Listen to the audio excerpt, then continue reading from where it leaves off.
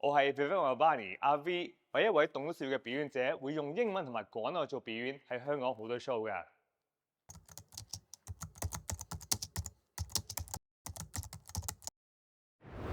我以前讀書嘅時候咧，都好多時候都會覺得，哎呀，我應該值得攞個 A 嘅，但係最尾考完試咧都係攞個 B 咯。咁有時 C，有時即係唔合格添啦。但係原來我慢慢發覺咧，個遊戲唔係喺度話個個都要跑第一，個個都要考第一，個個都要最高分，唔係喎。原來好多時候個遊戲就係話俾個目標自己，一個可能你覺得應該達唔到啩，好難㗎。但係個目的就係俾個咁嘅目標自己，希望就算你達唔到嘅 A 加都好咧，你都可能攞到個 B 加啦啩，B 加都幾好啊，係咪？同埋好多成功人咧，原來佢哋自己細個嘅時候讀緊書啊、考試啊咩都好咧，佢哋想要嘅分數唔係佢哋攞到嘅分數，但係佢哋最終咧，你大個咗你會發覺唔係攞分數為主，係你可唔可以攞嗰啲知識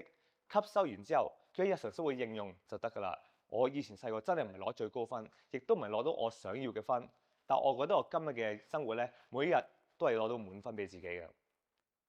多咗嗰時嗰個悲劇咧，我花咗少少時間諗通咗之後，就會成為一個喜劇。而今日嗰個喜劇就大家包括埋我去一齊笑，就係咁簡單嘅咋。唔係咁多話要打爆機，只需要俾個機會自己打一個遊戲咧，就好好玩。唔係攞最高分，係攞分就好精彩嘅啦已經。但我知係有時你覺得，哎呀，但係今日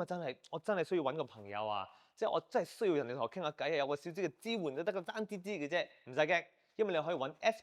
SPS23820000，有人等緊你同你傾下偈，可能幫你諗一諗通你嘅悲劇，加少少時間，咪一個人嘅幫助咧，就成為喜劇。到時我哋可以一齊笑噶啦，You can do it。